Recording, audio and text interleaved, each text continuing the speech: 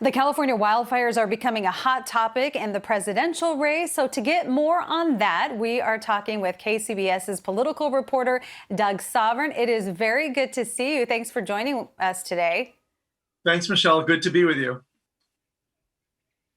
Okay, so let's talk about President Trump. Of course, he came to California yesterday, and when talking about the wildfires, he basically says, don't blame climate change.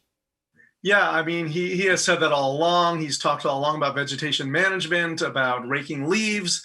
He said it again. I mean, he came to California and, he allowed that maybe it's possible that climate change is a factor, but he doesn't believe the science. He does not believe in man-made, human-caused climate change. And he thinks it's all about vegetation management, thinning forests. He talked about the forest nations of Europe and how they don't have the fires California does. And there was sort of an agreement to disagree, I suppose, between him and the governor and the other state officials that he just doesn't think that's the factor here. He thinks it's about, wildlife, vegetation management, clearing forests, and won't acknowledge that drying fuels and higher temperatures are contributing to the severity of the wildfires that we're seeing, which the governor says is quite clear from the evidence we've seen over the last few years. Yeah, it was interesting when Governor Newsom talked to him about that, because he said, there is a difference of opinion here, asked for respect for, the thought that climate change is the reason, and then talked about our record temperatures in the state. And still the president, said, well, I think it'll get cooler. Yeah, that really raised some eyebrows. He said, it'll get cooler. Don't worry, just watch.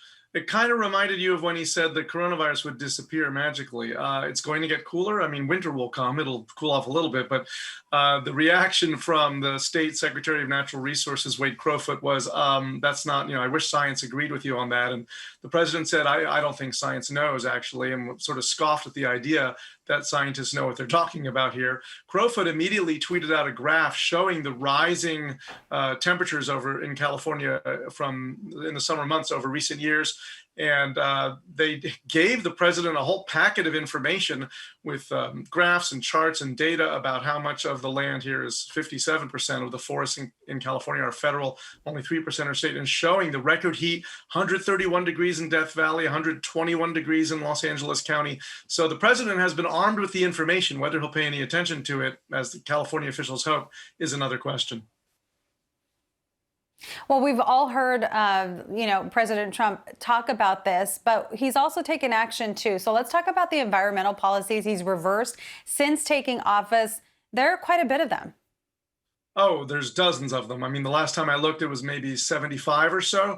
He's rolled back a lot of regulations, a lot of Obama administration regulations or loosening of regulations were rolled back. So, he got rid of President Obama's Clean Power Plan to regulate emissions from power plants. He rolled back the fuel efficiency standards for cars, which were supposed to get 5% more gas mileage every year. Now that's down to something like 1.5%. On clean air, on clean water, on industry regulation. He has rolled back dozens and dozens of things to loosen regulations, make it easier for industry, which means more pollution. Obviously, he's pulled out of the Paris Accords, or promised to. He can't actually do it till the day after the election, so that'll be interesting. But on everything from greenhouse gas emissions to global climate change treaties to just regulating what goes into our air and water and control of federal lands, the president has rolled back dozens of things. Joe Biden promises to reinstate a lot of those things if he's elected president. Yeah, and let's just talk about, all of those decisions and actions, they're not very popular in a state like California. No, there's no question that Californians, and the governor tried to make that point, saying, look, we have a difference of opinion out here. We believe in climate change, comparing California, I guess, to the Beltway and the Washington, at least the part of it the president is in. There's no question that the president's environmental policies are enormously unpopular in California, as is pretty much everything the president does. I mean, you're talking about 60 to 70% of Californians disapproving of anything that the president does, whether it's environment or coronavirus or race relations or anything.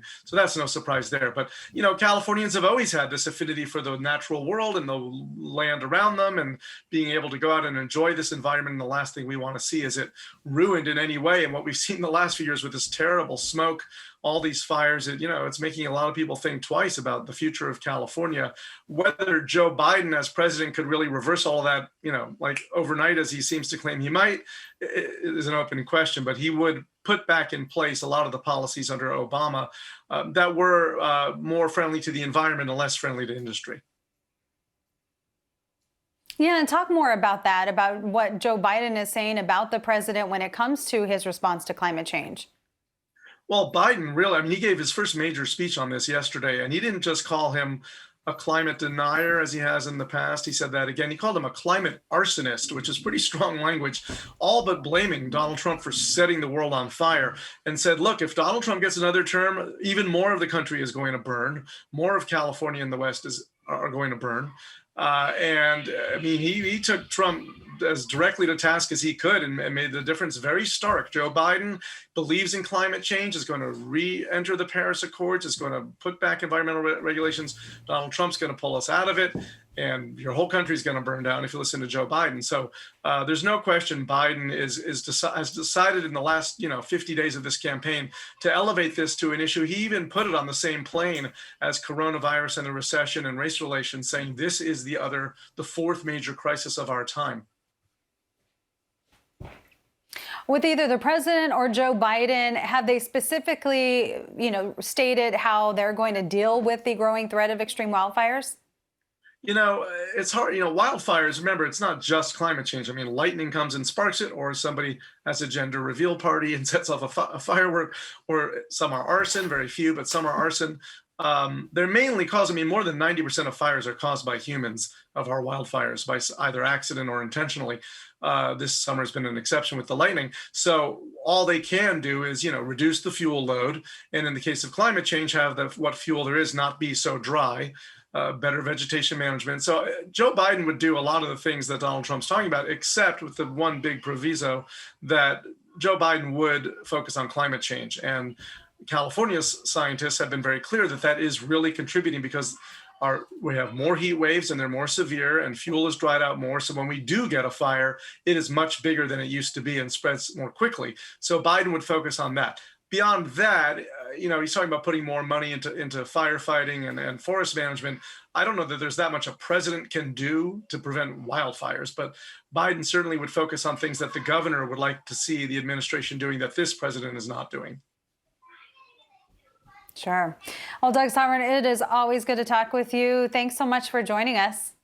Thank you. Good to be with you, Michelle. I hope everybody's staying safe.